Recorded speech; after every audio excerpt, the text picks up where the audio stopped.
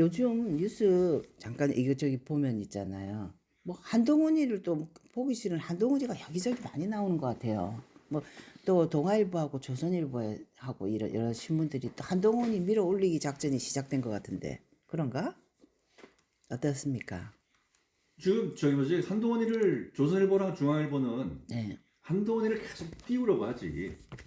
아니 한동훈이를 왜 띄우려고 그래요? 한동훈이가 승산 있다고 보는 건가 봐요? 승산이 있다고 보는 것보다 네. 장동혁으로는 안 된다.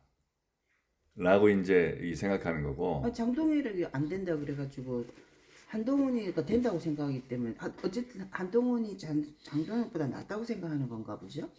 그건 아니고 음, 계엄에 대한 태도. 음, 다음번 선거에서 지금과 같은 상황이라면은 다음번 선거에서 계엄에 대한 태도를 어떻게 갖출 것이냐, 가질 것이냐가 음, 이제 그 중요한 변수라고 이제 보는 건데. 근데 계엄에 대한 태도는 장동혁은 계엄 잘했다고, 한동훈은 계엄을 막았다는 거고, 그런 데서 차이가 나는 거고. 한동, 근데 지금 대단히 상당히 많은 사람들은 계엄은 잘못됐다라고 보고 있기 때문에 최소한 계엄은 잘못됐다라고 얘기하는 놈이 음. 뭔가 어떤 그 지도부가 돼야 되고, 또 그런 스탠스를 취해야 뭐라도 뛰어라도 볼 수 있는 거 아니냐, 이런 생각을 하는 거지. 근데 장동혁이도 계엄을 잘했다고는 하지 않는 거 아닌가? 장동현 뭐 윤 어겐 얘기하고 처음에 뭐 계엄 잘했다라고 얘기하고 뭐 계속 그런 식으로 나가고 있는 거잖아. 그리고 장동혁은 못 믿는 거야. 일관성이었거든. 그건 그래 일관성이 없는 것 같아. 그러니까 그러니까 나가 장동혁은 계엄에 반대한다는 그 계엄은 위헌이라는 표결한 사람이잖아. 그때 한동훈이랑 같이. 그때는 한빠였잖아. 음, 그러다가 윤석열 어게인으로 당대표가 됐고, 그리고 지금 와가지고는 뭐지 이제 사람인지 이렇게 생각하는 정도잖아. 그 말은 맞는 말이다. 왜냐면 이 장동혁이 있잖아요.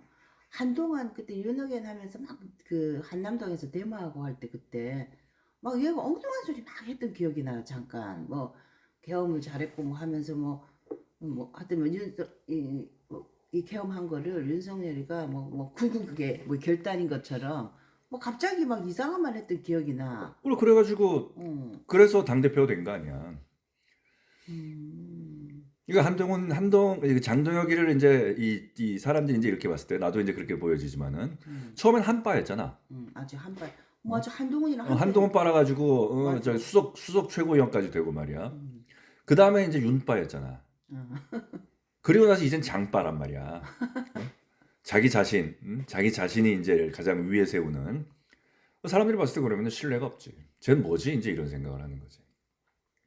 그렇지만 또 한동훈은 뭐 엄청 미워하는 사람들이 있잖아요. 저 같은 사람. 한동훈 같은 경우에는 사실 보면은 우리가 이 과자를 살 때 뭔가 엄청나게 많은 거에 들어가지고 있는 것처럼 해서 포장이 빵빵해가지고 이제 샀는데, 대부분 포장 주고 안에는 질소가 가득 들어있고 가장이 조금 나오는 맞아. 옛날에 한동안 그런 거 있었어요. 포장 엄청 크고 안에 들어가면 질소 충전 이제 해가지고 소물은 조그만 거 있었어요. 그 한동훈이지 그게. 그래 실속이 없어. 실속이 없는 게 아니라 한동훈은 자기가 한 모든 일을 음. 실패한 놈이잖아. 음. 그리고 모든 일을 조작, 모든 일을 날조. 뭐 양승태 대법원장, 맞아 실패했지. 그 다음에 뭐 이재용, 음. 자기가 안 하고 그건 뭐 이복현이가 했다라고 하고, 뭐 자기는 뭐 그냥 기소만 하고 뭐 수사하는 과정에서 뭐 나갔다라고 뭐 계속 변명만 일삼고 있는데, 그건 뭐 사실 또 박근혜 대통령, 그래 박근혜 대통령도 미래 세대에게 폐를 끼치고 뭐 저기 기업가 무슨 뭐 백지를 하고 뭐 오만 소리 다 했는데 뭐 무죄됐잖아요 이재영이. 그리고 또 뭐 예컨대 뭐지 노웅래 같은 경우 맞아 종이 어? 돈 소리 돈 봉투 돈 세는 소리가 들린다라고 이제 했는데, 근데 뭐 노웅래 같은 경우에는 무죄 이유가 불법적으로 그 수집한 증거는 사용될 수 없다라고 해서 무죄라고 하더라도, 그럼 그건 결국 뭐야? 한동훈이가 하는 거는, 지금까지 한동훈이가 검사로서 또 법무부 장관으로서 해왔던 거는 결국은 수사농단이란 얘기거든. 수사농단. 수사농단 참 맞는 말씀이네요. 그 계속 털었고, 털어서 먼지 안 나오는 놈 있어? 이게 자기 어떤 그 자세인 거잖아. 그렇게 해가지고 오늘 나온 게 이제 한동훈이잖아.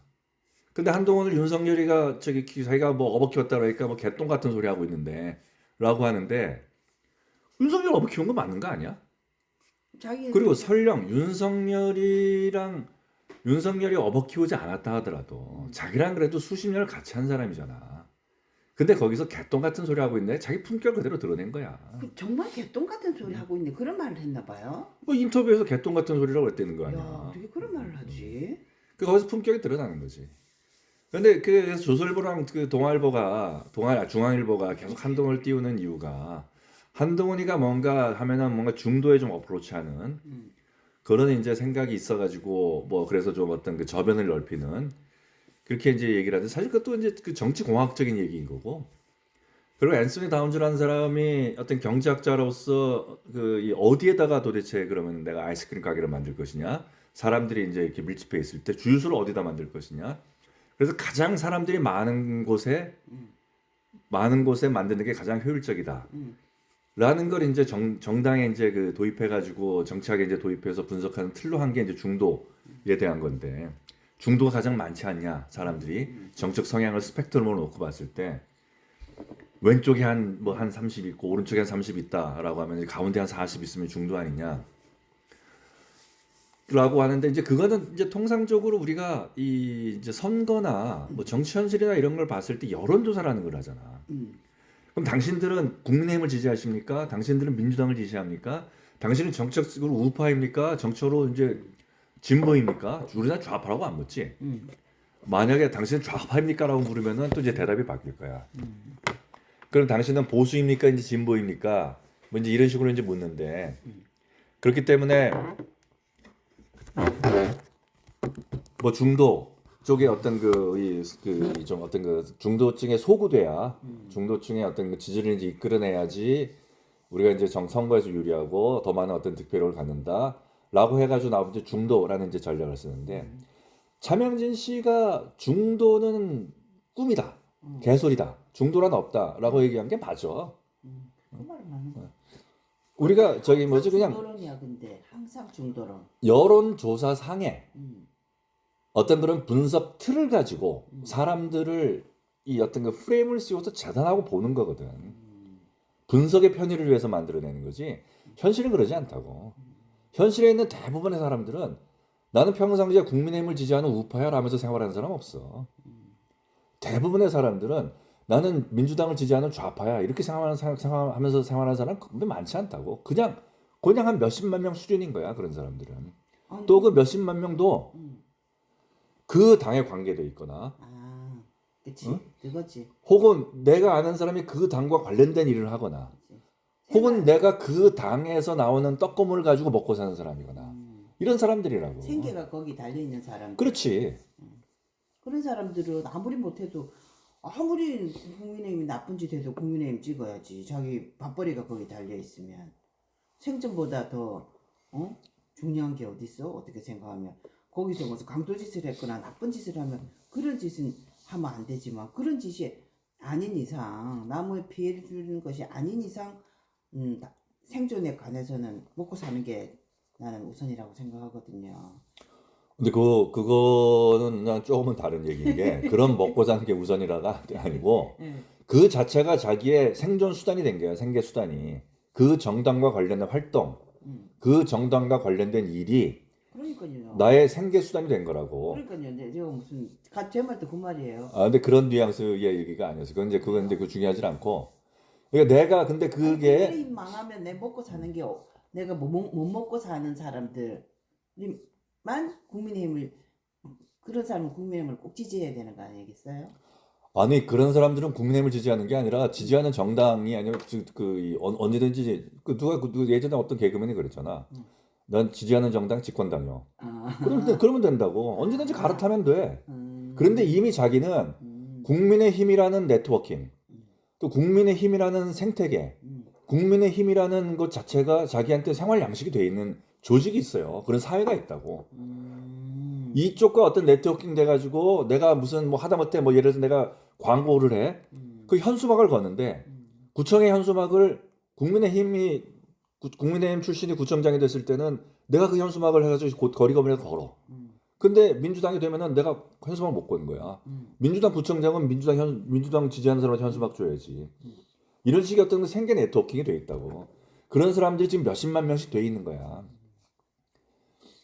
그다음에 이게 그 생계라는 것 자체도 단순히 어떤 그 물질적인 혹은 금전적인 것뿐만이 아니라 이 어떤 그 정신적인 혹은 이제 어떤 심리적인 이러한 어떤 그 이 욕구들도 있는 거라고. 그러니까 내가 무엇인가 어떤 그 이 속에서 어떤 지도적인 역할. 예컨대 뭐 개딸들, 내가 어떤 그 지도적인 역할, 그 다음에 어떤 건 나의 주장, 또 내가 어떤 그 떠들고 하는 것들이 다른 사람들에게 먹힌다라는 어떤 그 어떤 권위 의식 있잖아. 심리적인 어떤 만족감. 이런 것도 우리가 그 무시하지 못할 어떤 그 이 저기 뭐 그 네트워킹, 이 생활형 어떤 네트워킹 이제 그거이거든. 그러니까 나의 일상이 민주당의 어떤 그 당원 게시판 가서 글 쓰고 뭐 그래서 누구 몰아내라 뭐 하고 정청래 잘한다 박찬대 잘한다 정청래 개새끼 박찬대 개새끼 이거 하는 행위들 있잖아. 이런 내가 행위를 해가지고 글을 달면 사람들이 뭐 좋다 좋다고 뭐 잘했다라고 뭐 댓글 달고 뭐 하고 하는 행위들 그거에 대해서 만족감 느끼는 거 있잖아. 그러니까. 우리가 마슬로우가 욕망의 5단계 얘기했을 때 자기 실현의 욕구 이게 최고의 욕구거든. 최고의 어떤 그 욕망이 표현된 거거든. 5단계가 뭐예요? 어? 마슬로의 욕망의 욕구? 마슬로의 어떤 그 욕구에 대한 5단계 이제 이게 이제 심리학에서 이제 한참 어떤 그 사람들 분석할 때 이제 얘기가 있었는데 뭐 먹고 사는 것부터 시작해가지고 자아 실현 욕구까지 그걸 이제 5단계로 이제 구분을 해가지고 이제 보는데 어쨌든 이 사람 자아 실현 욕구를 이제 표현해내는 거라고. 그러니까 그런 헌법재판관 했던 그래서 윤석열 계엄이 위헌이다, 탄핵이다, 윤석열을 파면한다. 라고 한 문영배와 같은 날 퇴임한 김미선 이런 헌법재판관 그 사람이 헌법재판관 문재인 때 임명됐는데 임명된 당시에 뭐 자기는 뭐 인권법인가 뭐 그다음에 남편은 무슨 뭐 또 무슨 국제법 그다음에 뭐 동생은 뭐 참여연대 무슨 뭐 간사 뭐 아마 뭐 참여연대지 어딘지 하여간 뭐 이런 식의 어떤 그 좌파의 어떤 그 네트워크 뭐 김미선이라는 여자를 헌법재판관에 임명할 때 이제 문재인이는 뭐 서울대 안 나온 어떤 지방의 어떤 뭐 여성 뭐 이걸 내세웠지만 사실은 뭐 따지고 보면은 뭐 국제법 인권법 뭐 좀 참여한데 뭐 등등의 어떤 네트워킹. 근데 그 여자를 헌법재판관 임명할 때 가장 이슈는 오히려 그 사람이 어떤 정적 성향이 아니라 야 너는 어떻게 하는데 그 근무 시간에 그렇게 주식 투자를 했니? 이거였거든. 아 그래 그 주식 투자한 여자 맞어요 그때 얘기 근데 이 여자 뭐라고 그러냐면 자기가 안 하고 남편이 했다고 그랬거든. 그럼 남편은 뭐 그 노든 사람이냐? 아닌 거야. 남편도 판사야. 그리고 조국이는 펀드 이거 투자한 건 이제 무죄거든. 그러니까. 왜냐면 조국은 몰랐다는 거 아니야. 그치. 응? 웃긴 거는 조국이가 정경심이가 5천만 원 어디로 입금해 그러면 알아서 입금할게라고 입금까지 조국이 다 했어. 근데 그게 그런 기록도 있는데 어떻게 그게- 조국은 몰랐다. 정경심이 다 했다고 해서 무죄야. 근데 정경심은 자본시장법으로 유죄야. 근데 그것도 보면은 그렇지만 정경심은 공직자윤리법으로는 처벌을 안 받아. 공직자윤리법은 공직자만 처벌하지 그 부인을 처벌하지 않거든. 가족을 처벌하지 않는다고. 그런데 이 사람들이 사모펀드로 돈을 옮긴 이유가 뭐야?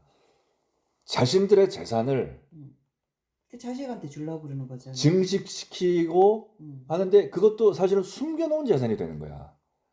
왜냐하면 사모펀드에 투자된 돈 자체는 공직자윤리법상의 등록재산이 아니거든. 이걸 또 노린 게 김남국이잖아. 김남국이도 전부 무죄 받았잖아.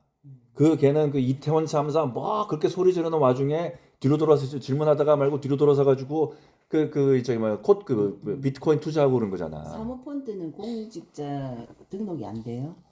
공직자윤리법상의 그 등록된 재산이 뭐 그 증권, 뭐 예금, 현금 뭐 등등등이 있는데 사모펀드에 투자한 돈을 어떻게 하라는 지침이 없거든. 그래서 사모펀드로 돈을 많이 그 돌리는 돈을 거야. 빼돌린 거지. 사실은 빼돌린 거지. 그렇게 볼 수도 있다고. 빼돌리는 거구나.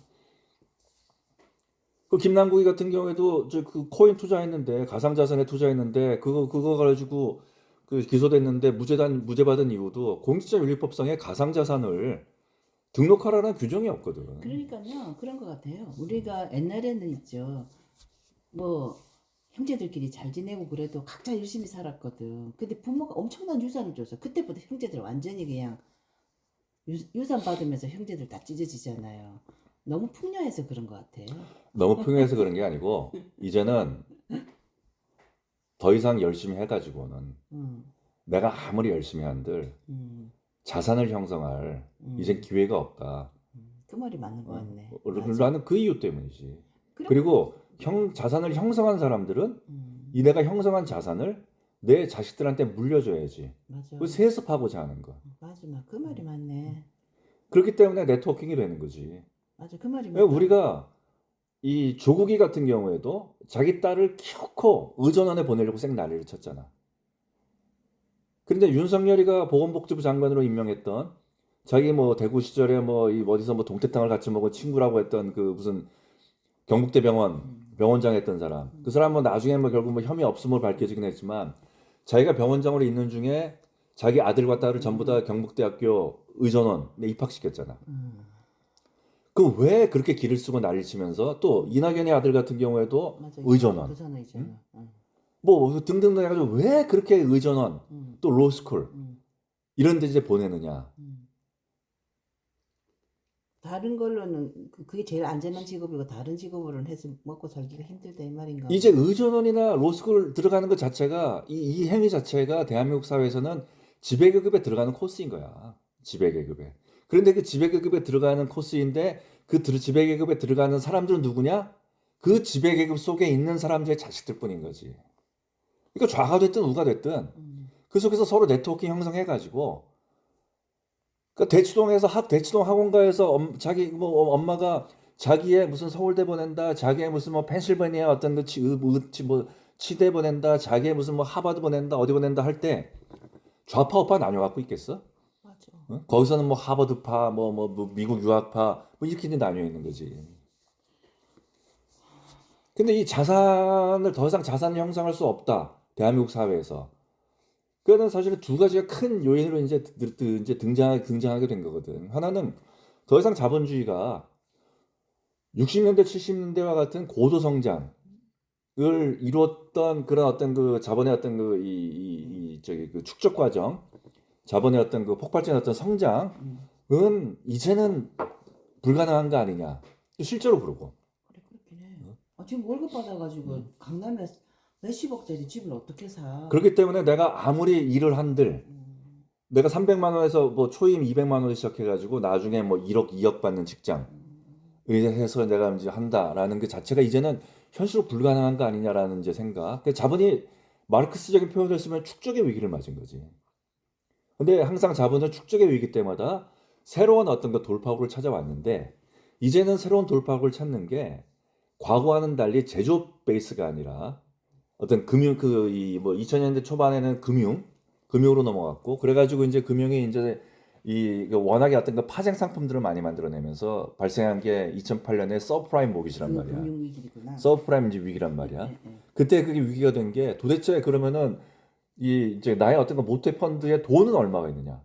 맞아. 그때 근데 뭐 예컨대 1조의 돈을 가지고 수천 조를 만들어내는 상품을 했으니까. 그럼 도대체 이것이 위기가 어디까지 갈 것이냐. 이게 이제 위기였더라면 지금은 보면은 전부 IT 기반이잖아.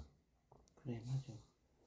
근데 IT 기반인데 IT 같은 경우도 지금 현재 예를 들어 가지고 뭐 페이스북이라든가 아니면 뭐 마이크로소프트라든가 IBM이라든가 뭐 인텔 뭐 어디 구글이라든가 이 사람들이 예전 같은 경우에는 IBM이랑 애플이랑 그러니까 구글이랑 싸웠던 거는 서로 누구 컴퓨터를 쓸 것이냐 갖고 싸웠단 말이야. IBM은 아직 있나? IBM은 없어진 거야. 그건 이제 그건 모르겠는데 서로 누구 컴퓨터를 갖고 싸우는 거였단 말이야. 이제 그게 아니잖아. 컴퓨터 중요한 게 아니야.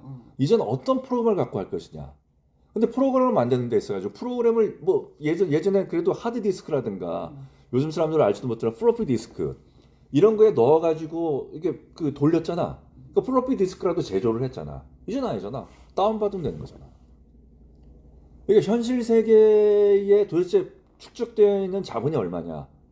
와 무관하게 오늘날 일론 머스크가 인류 역사상 최초로 1조 달러의 자산을 형성하는 그러니까 맞아. 그런 사람이 됐단 말이야. 몰래서 1조 달러씩이랑. 주식이지. 근데 그 주식이 무엇이냐? 그래도 일론 머스크 같은 경우에는 그치. 전기 자동차라든가 아니면 실물이 우주 있지. 항공 산업이라든가 하는 맞아. 그래도 실물 경제에 기반을 두고 있는 게 있잖아. 근데 페이스북이라든가 그러니까. 구글이라든가 이런 건 실물 경제 기반을 두고 있는 것들이 아니거든. 그래 맞아. 그러니까 이 이제 축적의 위기가 실물 경제가 어느 정도인지 무관하지만 그래서 자본을 이렇게 축적을 하고 그러다 보니까 축적된 부를 독점하고 있는 사람들 소수가 된다고. 이제 이런 어떤 그 자본주의의 어떤 그 축적의 위기 과정과 더더 결정적으로 우리는 문재인이가 대한민국 사회에서 소득 격차를 줄인다고 자산 격차를 폭발적으로 늘려버렸잖아. 맞아. 문재인 때부터 자산 격차가 네가 거지하고 이제 그거 둘로 다 나눠 버렸어. 그러니까 더 이상 이 저기 실컷 뭐지 세배 올라버리니까. 대한민국 사회에서 이 젊은 애들이 그치. 내가 월급을 모아가지고 음. 아파트를 사? 그 사람이 그 얘기하는 게 아니야. 그 정하성이 할 때 그런 거 아니야. 내가 강남 살아봐서 아는데 그러니까. 너희들 강남 살 필요 없다. 맞아. 근데 이 서울, 지금 이 젊은이들은 강남에 살 수가 없어. 뭘 어떤 지랄을 해도 서울. 살 수 있는 조건은 딱 한 가지야. 강남에 집이 있는 아버지가 나한테 집을 물려주면 되는 거야. 맞아. 진짜야. 요새. 그거밖에 없는 거야, 그거밖에. 서울의 강남, 강북하고 뭐 강남하고 나머지 지역 이렇게 만들었지. 서울, 경기 지역과 지방 지역. 그리고 완전히 모두 그 격차를 뭐 와 진짜 한 문재인 5년 동안 엄청나게 범접을 못하게 만들어놨어. 그리고 있는 사람들은 뭐 평상시에는 한 10억 가는 아파트였던 게 40억, 50억 되면서 그러니까 그 40억, 50억 되는 아파트 한 세 채 갖고 있으면 그냥 150억, 200억 부자 돼버리는 그게 다 거잖아. 5년 사이에 일어난 일이라니까. 5년 사이에. 5년 사이. 그래가지고 통장 그냥 몇 억씩 넣어놓고 그럼 몇 억 넣어놓으면 이제 또 미국 동아 서학개미 또 주식 엄청 올랐거든요. 그 완전히 다른 5년 새에 완전 뒤집어져 버린 거야 세상이. 근데 그건 좀 뭐 다른 얘기 또 됐네. 그러니까 그러면 이렇게 이 격차가 이제 심해지는 이 그러니까. 현실 속에서 어, 그 속에서 네트워킹된 맞아. 사람들만이 어떤 이 사회 속에서 지배계급으로 재생산되고 있는 거야. 지금 의전원 가고 이제는 정말 로스쿨 그런 것 가고 같아요. 이젠 진짜로 어떤 그 개천에서 용날 일도 없고 조국이가 더 이상 꼭 굳이 개천에서 용날 필요가 있냐 가재 붕어 개구리를 살도 행복하게만 살면 되지 않냐 원대로 라고 하는 개천에서 그런 세상이 이제 된 거야. 그래 만들어 버렸네. 용이 될 수도 없어. 미꾸라지도 안 되는 건 뭐 이제는. 그러니까 개천에서도 살아남기 힘들게 돼 있어 지금. 그러니까 새로운 계급사회가 형성되는 거지. 이게 우리나라뿐만이 아니라 미국도 마찬가지인 거지. 그러니까 미국에서도 이제 그 좌파, 그러니까 IT와 금융을 중심으로 한 어떤 그 돈 많은 사람들이 민주당 좌파를 지지하고 이제 어떤 그 이 몰락해가는 제조업 베이스가 공화당을 지지하는 아주 역설적인 어떤 형태가 된 거지. 근데 그렇다고 이런 상황 속에서 한동훈이를 띄워가지고 뭐 자기네들끼리의 리그지만 우리 그렇게 일반 서민들은 어떻게든 살아가야 될 텐데 일반 서민들. 그래서 다시 처음 얘기로 돌아오면 그러한 어떤 현실 속에서 어떤 그 일부 어떤 청년들 더 이상 나에겐 미래가 없다고 생각하는 청년들 사람들이 극우라고 얘기하는 근데 나는 뭐 극우라고 생각되지는 않지만 그들이 그 자기들 어떤 거 나름대로 발악을 하고 있는 거지. 뭐 중국에 자기들 뭐 대학생들이 사실 보면은 대학에서 중국 그 유학생들이 어떤 대접을 받느냐 어떤 특혜를 받고 있는가 자기들 보면서 살아왔거든. 그 얘네들이 나의 일자리까지 뺏는다. 또 얘네들이 어떤 와가지고 뭐 우리네 내가 낸 건보료를 얘네들이 탕진하고 있어. 그러니까. 또 뭐 얘네들이 와가지고 규제도 없이 막 집을 사? 이런 어떤 뉴스들에 분노하는 거거든. 나에겐 일자리도 없는데, 나에겐 미래도 없는데, 이런 어떤 분노하는 청년들이 어떻게 하다가 잘못해가지고 윤석열을 지지하고 있지만은, 어쨌든, 그러한 어떤 그 일부의 사람들, 그 다음에 어떤 민주당 같은 경우에는 어떤 이 자아 실현의 욕구를 어떤 개딸로 찾고 있는, 이런 어떤 그 좌파들, 사람 빼고는 대부분의 사람들이 하루하루를 그냥 열심히 살고 있는 거거든. 근데 하루하루 열심히 살고 있는데, 근데 그 하루하루 열심히 살고 있는 이 사람들을 너는 우파야, 너는 좌파야, 라고 재단하는 것 자체가 프레임이고, 그렇지. 마찬가지로 그 속에 그럼 중도가 있을 거야라고 생각하는 거 있잖아. 이것도 프레임인 거야. 그럼 중도가 그렇게 뭐 좌파가 30%, 우파가 30%면은 대한민국에 왜 좌파 정당이 있고 우파 정당이 있어? 중도 정당이 있어야지. 맞아. 응? 항상 그래. 그 중도 정당을 만들어. 그럼 되는 거야. 그래. 근데 왜 중도 정당을 안 해? 맞아. 이게 현실이거든. 선거에서 이게 현실인 거거든.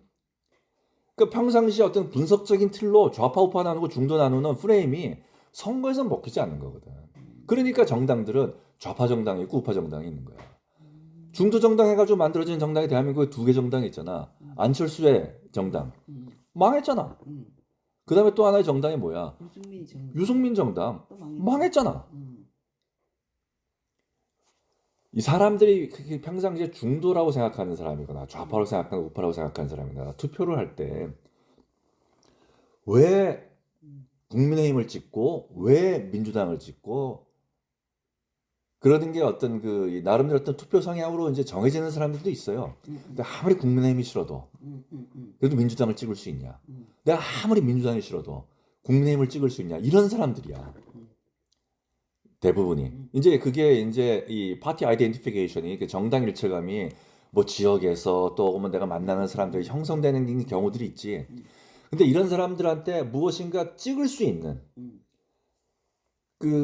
내가 그 동기를 부여하는 거. 이게 이제 선거에서 캠페인이거든. 어? 음, 근데 그런 사람들 말고 음, 내가 무엇인가 나는 너희들도 아니고 우파도 아니고 좌파도 아니야라고 선거하는 과정 속에 난 국민의힘 지지하지도 않고 민주당 지지하지도 않아. 음, 그래서 내 투표를 할 텐데 그럼 나한테 무엇을 보여줄래? 음, 라고 생각하는 사람들한테 중도의 무엇임을 보여줘야 된다. 음, 라는 어떤 착각 속에서 중도 그러고 있는 거거든. 그게 아니거든. 우파는 우파의 일 있잖아. 음, 좌파는 좌파의 길. 음, 그래서 우파로서 제시할 가치들. 음, 좌파는 좌파로 제시할 가치들. 그런 가치들이 사람들이 봤을 때 괜찮다 싶으면 우파를 찍는 거야. 음, 그리고 괜찮다 싶으면 좌파를 찍는 거고. 그런 과정에서 이 어떤 그 고여있는 어떤 사회의 어떤 모순, 음, 또 어떤 정치되어 있는 어떤 이 무엇인가, 이걸 어떻게 그럼 뚫어나갈래? 라고 하는 그 던져주는 가치들 있잖아. 음, 그러면서 어떤 내 자신을 어떻게 나갈 것인가. 음. 그런 것들을 보여주는 정당을 지지하는 거야. 아, 그러니까 중도, 우파, 좌파 이런 걸 떠나서 그런 개념이 아니고 나는 중간에 있는 중도다 이게 아니고 그냥 우파, 좌파 없이 난 아무 생각 없이 그냥 열심히 살고 있는 사람이야 그냥 하루의 일상을.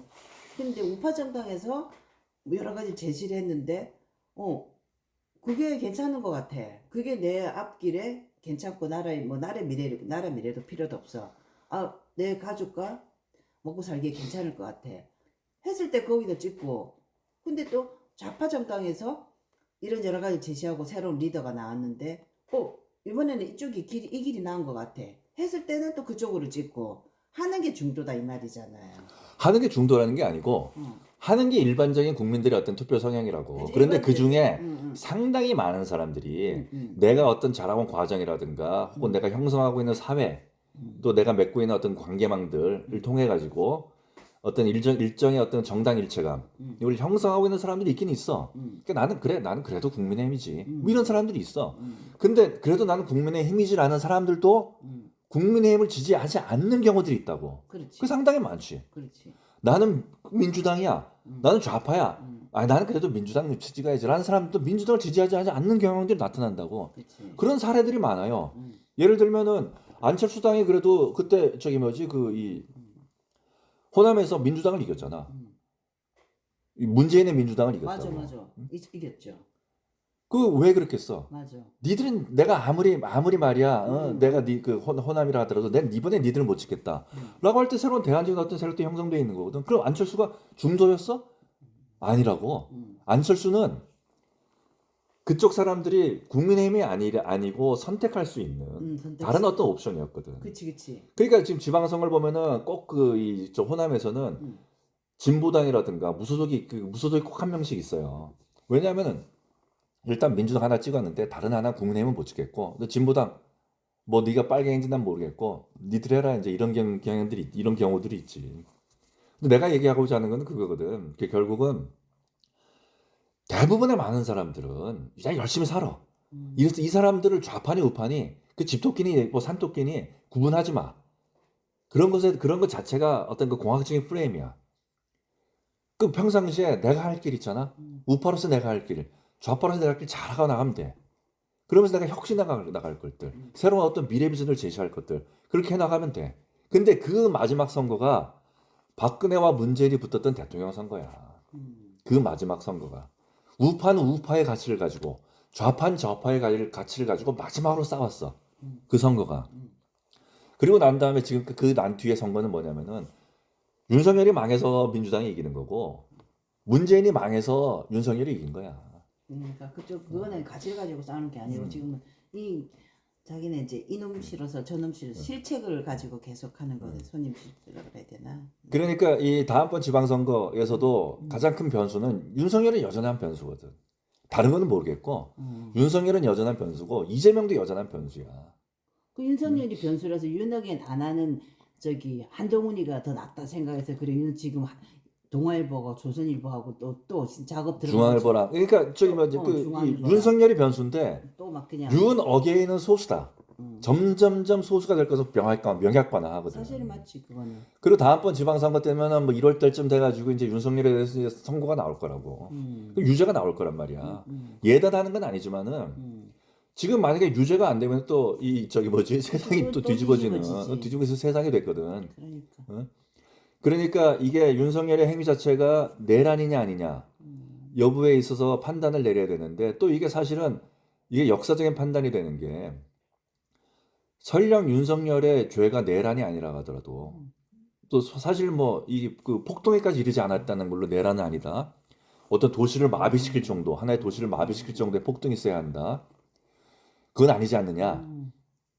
라는 이제 얘기를 하는데 만약에 여기서 그렇다고 해가지고 내란은 아니다라고 하면 단순히 어떤 그 직권남용 정도로 대통령으로서 어떤 그 헌법에 이 그 부여한 대통령의 권한을 넘어선 행위였다 정도로 하면은 앞으로 이재명이 계엄한다. 그래 그럴 수도 있겠어. 하지 해가지고 성공하면 되는 거고 안 돼봤자 직권남용인데 직권남용이잖아. 뭐 안 맞아, 돼봤자. 맞아 안 돼봤자. 어차피 자기는 물러나고 나면은 그러니까. 당장 공직선거법 위반이라도 420억부터 그래, 물어내야 돼. 그래 그거 하느니 개엄하는 게 낫겠네. 그리고 저기 뭐지 뭐 대북 성명이 뭐 해가지고 어쩌면 윤석열이 내란 수개조를 받는 형량이랑 비슷한 형량 받았고 살아. 그러면 내란 되겠네 윤석열. 어? 윤석열 내란. 아니 그리고 설령 이재명이 안 하더라도 다음에 누구든 그렇지. 직권남용인데 한번 직권남용 정도면 내가 한번 해보지 뭐. 국회만 마비시키면 되는 거 아니야 국회만 잘해가지고. 근데 내란 되면은 엄청난 벌을 받을 텐데 윤석열이. 근데 이런 판례가 형성되잖아요. 어쨌든 간에. 그러니까 이게 법원에서 그걸 가지고 고민들을 할 거야. 고민 진짜 많이 되겠다. 근데 사실 이 고민은 지규현한테만 맡겨서는 될 고민이 아니야. 맞아. 지기현이가 어떻게 그걸 하나를 결정? 이거는 어떤 재판부 내에서 집단- 사법부 내에서 이때야말로 집단 지성이 필요한 거고 헌법 103조가 이래서 필요한 거거든. 법관은 개인의 양심과 양심에 의해서 판단을 해야 된다. 독립돼 가지고 그게 뭐야? 사회적인 어떤 여론이라든가 혹은 나의 어떤 정치적인 어떤 성향, 나의 어떤 종교적인 성향 이런 것들 다 떠나가지고 판단하라는 얘기지. 야, 이 법원의 판결 오로지 너 하나야. 너 개인이야. 네가 어떻게 생각하냐. 너에 달려서 이건 아니거든. 그래. 지금이야말로 집단 지성이 필요하다고. 맞아, 봐도 집단 돼. 근데 그거 지성이 못하게 된 이유가 뭐야? 윤석열이랑 저기 뭐지 한동훈이가 맞아 양승태 잡아넣어가지고 잡아넣으면서 말이야. 이거 뭐 맞아. 해서 뭐 판사들 사법농단을 했니? 뭐 직권남용 해가지고 다 기소해가지고 그런 거 아니야. 맞아. 문재인이하고 그것들이 사법 문재인이네, 윤석열이네, 한동훈이가. 판사들끼리 집단적으로 못하게 만드는 서로 거지. 간에 어떤 의견을 나누고 말이야. 아유, 진짜 문재인이가 이 나라 망친 진짜 1등 공신이야. 대한민국 망친 1등 공신. 근데 그래가지고 그 대법원에서 판결을 일제강점에서 어떤 그 강제징용되고 또 그 위안부 할머니들에 대한 판결. 근데 그거의 심각성 폐해를 참 사람들이 그런 건 잘 모른다. 진짜 그 엄청난 폐해거든. 사법농단으로 문재인이가 사법농단 해가지고 진짜 이 뭐지 대한민국의 시스템을 완전히 망가뜨린 게 지금 엄청난 폐해를 끼치고 시스템을 있는데. 망가뜨렸고 사법부 줄을 세웠지. 그러니까 말이야.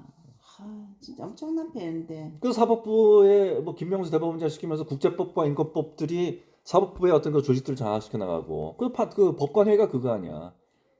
그거를 바꿔야 되는데 이거는 나도 아니 그 엄청난 일을 지기현이 혼자서 지기현 막 그러는데 아니 지기현이가 윤석열한테 내란이라면 내란이고 내란 아니라면 내란 아니고 어떻게 그 한 사람 판사의 그 한 사람 판단이 어떻게 이 엄청난 결정을 하는 거잖아. 그리고 이 건 같은 경우에는 1심에서 내란인데 2심에서 내란 아니다라고 하면은 또 웃기게 되는 맞아, 거거든. 그것도 웃기는 얘기야. 그러니까 이거는 1심 자체가 사실상 어떤 그 사법부의 그 의견으로서 대법원까지 확정돼서 가야 되는 게 맞아. 뭐 아무리 그 민주주의가 삼심 제도라 하더라도 혹시라도 어떤 봐야 될 어떤 그 오해라든가 혹은 잘못된 어떤 법리 해석이라든가 혹은 사실관계 예컨대 뭐 제출된 증거가 오염됐다라든가 이번에 어떤 그 한동훈이가 그렇게 뭐 해가지고 뇌물죄로 넣은 노웅래 같은 경우처럼 불법적으로 수집된 그 자료라든가 이런 어떤 절차적 정당성이 훼손된 것들 그렇게 되면은 어떤 그 이 무죄 추정의 원칙을 의해 가지고 당연히 어떤 그 무죄를 해야 되는 게 그러니까. 맞거든.